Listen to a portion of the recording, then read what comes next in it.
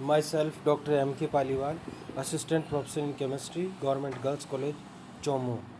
बच्चों, जैसा मैंने पिछली क्लास में आपको प्रकाश रसायन के नियम बताए, प्रकाश रसायन के नियम कौन से होते हैं, और उसमें हमने ग्रोथस ड्रॉपर लॉ और स्टोर्क आइंस्टाइन का नियम पढ़ा। आज हम उसके बाद पढ़ते हैं जेबलेंस्की आरेख या जेबलेंस्की डायग्राम। फोटोकेमिस्ट्री का सबसे इम्पोर्टेंट पार्ट ये है जेबलेंस्की आरेख, और ये एग्ज़ाम में किसी ना किसी तरीके से आवश्यक रूप से पूछा जाता है, या तो शॉर्ट नोट पूछा जाता है या फिर इसका बड़ा क्वेश्चन पूछा जाता है। वैसे मैंने ये कहा है कि फ़ोटोकेमिस्ट्री जो है एक पूरी यूनिट है और बहुत छोटी यूनिट है। इसमें पूरा चैप्टर हमेशा पूछा जाता है, 2 क्वेश्चन में जो है पूरा का पूरा चैप्टर पूछ लिया जाता है। तो ध्यान रखिए, जेबलेंस्की आरेख को आवश्यक रूप से अच्छी तरह से याद कर लेना है, अच्छी तरह से पढ़ लेना, और बहुत सिंपल है। देखिए क्या है, प्रकाश रासायनिक अभिक्रिया में क्रियाकारी अणु द्वारा प्रकाश के फोटोन या क्वांटम के अवशोषण एवं उसके बाद होने वाले विभिन्न प्रकाश भौतिक एवं प्रकाश रासायनिक प्रक्रमों को समझने के लिए जेबलेंस्की ने एक आरेख प्रस्तुत किया, जिसे जेबलेंस्की डायग्राम कहते हैं। यानी कि रिएक्टेंट मॉलिक्यूल द्वारा फोटोन के एब्जॉर्प्शन से एवं उसके बाद होने वाले जो फोटोफिजिकल और फोटोकेमिकल प्रोसेस जो होते हैं, उन सबको समझने के लिए जेबलेंस्की ने एक अपना आरेख प्रस्तुत किया, डायग्राम प्रस्तुत किया। उसे जेबलेंस्की डायग्राम कहते हैं, जेबलेंस्की आरेख कहते हैं। जो नीचे दिया हुआ है वह जेबलेंस्की है। देखिए, इधर से इधर हमने एनर्जी को बताया है, जो एनर्जी को बढ़ते हुए बता रहा है। ठीक है, यहाँ पर S0 जो है वो सिंगलेट ग्राउंड स्टेट को प्रदर्शित करता है। मैं आगे बताऊंगा सिंगलेट और ट्रिपलेट क्या होती है। ये S1, S2, S3 जो है वो सिंगलेट एक्साइटेड स्टेट को एक्सप्लेन कर बताती हैं। इधर आपको बता रखा है T1, T2, T3, ये जो है वो ट्रिपलेट स्टेट को बताता है, और ट्रिपलेट की जो ऊर्जा है, याद रखिए, सिंगलेट से कम होती है। ठीक है, अब देखिए इसमें जो दे रखी है S0 यानी सिंगलेट ग्राउंड स्टेट, S1 यानी सिंगलेट एक्साइटेड स्टेट, T1 जो है वह क्या है, ट्रिपलेट स्टेट, और IC जो है, ये जो IC लिख रखा है वो इंटरनल कन्वर्जन है, और ISC जो है वह क्या दे रखा है, इंटर सिस्टम क्रॉसिंग है। ये ध्यान रखिए, इन सबको आपको याद रखना है, इंग्लिश में ही आपको याद रखना है। वैसे मैं इसका हिंदी जो है वो आगे मैं बता दूंगा, बट बहुत ज़रूरी है कि आप इसको इंग्लिश में याद रखें। देखो, लाइट ने, और उसके बाद फ्लोरेसेंस है, फास्फोरेंस है। इधर देखिए, मैंने एक सीधी लाइन को बताया है, जो नॉन रेडिएटिव ट्रांजिशन है उसको सीधी लाइन से, और जो जिगजैग लाइन है उससे अपने रेडिएटिव ट्रांजिशंस को बताया है। यहाँ से देखिए, लाइट जो एब्जॉर्ब होके मॉलिक्यूल लाइट एब्जॉर्ब होके एक्साइटेड सिंगलेट स्टेट में चला जाता है, फिर जो है वह एक्साइटेड सिंगलेट से अपनी एक्साइटेड सिंगलेट में आता है, या अपने ट्रिपलेट में चला जाता है, या ट्रिपलेट अपने ही ट्रिपलेट लोअर एनर्जी वाले में आता है, या फिर रेडिएशन एमिट करता हुआ ग्राउंड स्टेट में सिंगलेट से आता है, ट्रिपलेट से आता है। ये प्रोसेस होते हैं। अब देखिए, आपको लाइफ टाइम भी याद रखना है। IC का जो लाइफ टाइम है 10⁻13 से लेकर 10⁻12 सेकेंड है। ISC का जो लाइफ टाइम है वो 10⁻11 से लेकर 10⁻6 सेकेंड है। फ्लोरेसेंस का जो है वो 10⁻6 से लेकर 10⁻4 सेकेंड है।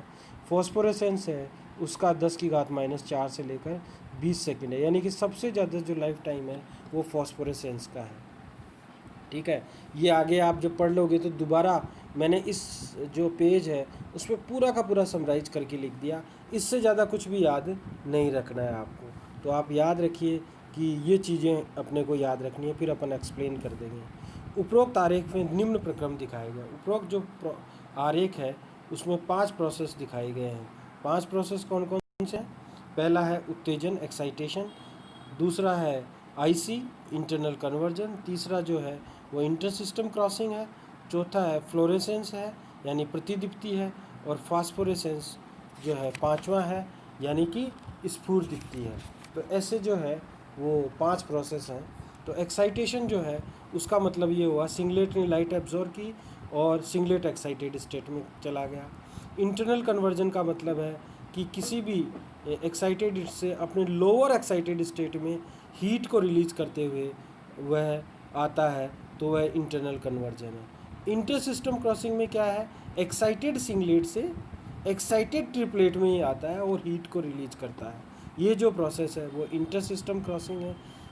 और फ्लोरेसेंस जो है वो एक्साइटेड ग्राउंड सिंगलेट जो है, या सबसे लोवेस्ट एनर्जी वाली एक्साइटेड स्टेट है, उससे ग्राउंड सिंगलेट स्टेट में अगर मॉलिक्यूल आता है लाइट को एब्जॉर्ब करते हुए और वह रेडिएशन के रूप में लाइट को एमिट करता हुआ आता है, तो वह फ्लोरेसेंस कहलाता है, यानी प्रतिदीप्ति कहलाता है।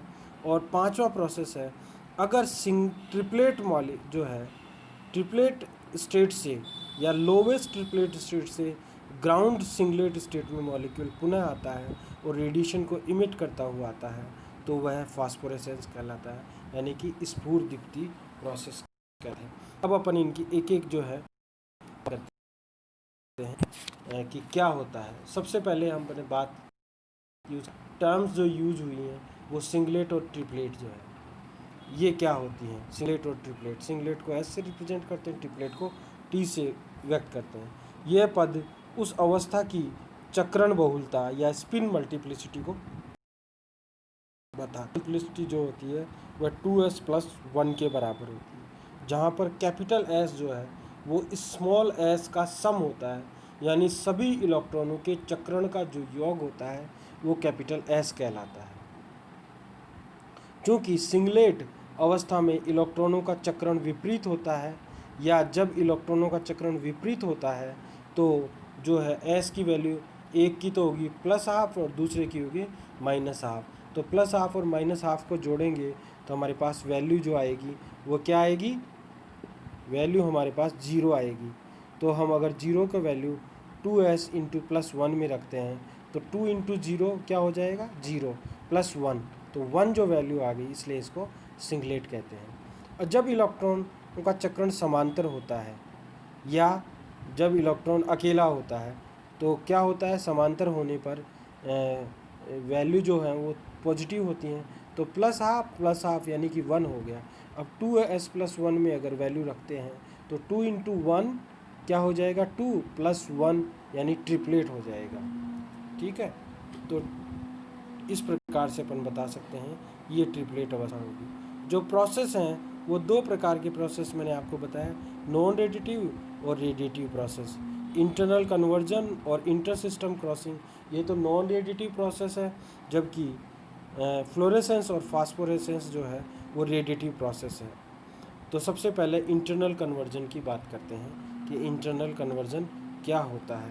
तो इंटरनल कन्वर्जन में मैं आपको बता ही चुका हूँ, इन प्रक्रमों में मल्टीप्लिसिटी चेंज नहीं होती। एग्जाम्पल ये हो गया, सिंगलेट्स S3 से माना S2 में को रिलीज किया। इसी प्रकार से क्या होता है, अगर जो है वह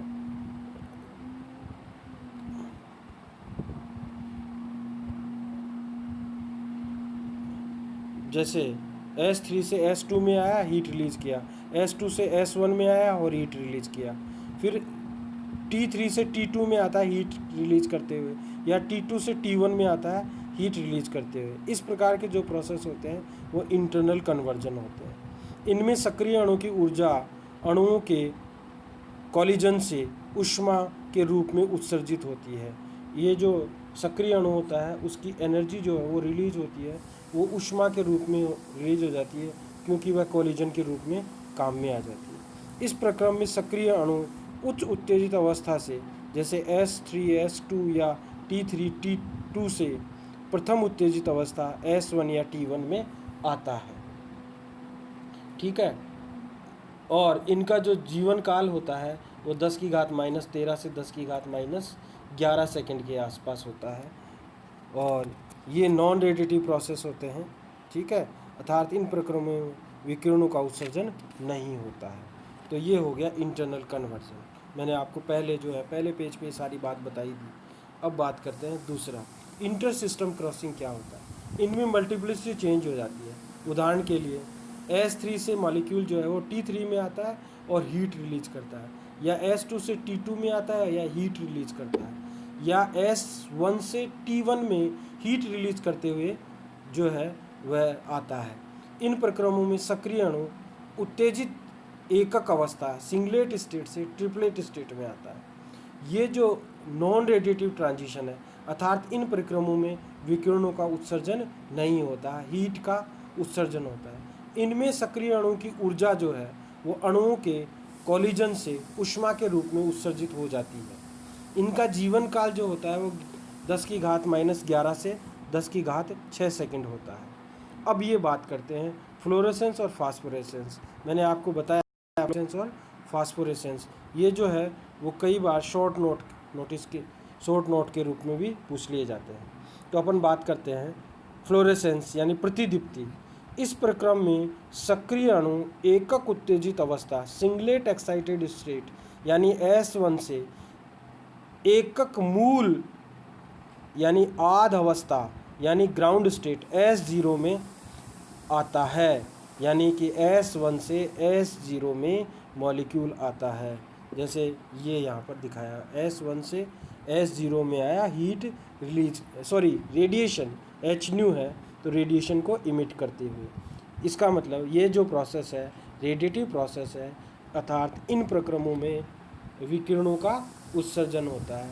इसका जो जीवन काल जो होता है वह 10⁻⁻6 से 10⁻⁻4 सेकंड होता है, जो कि IC और ISC यानी इंटरनल कन्वर्जन और इंटर सिस्टम क्रॉसिंग से ज़्यादा होता है। यह प्रक्रिया स्पॉन्टेनियस होती है और प्रकाश अवशोषण के साथ ही प्रारंभ हो जाती है तथा प्रकाश हटते ही बंद हो जाती है। यानी आपने सोर्स को बंद किया तो ये प्रोसेस भी बंद हो जाएगा।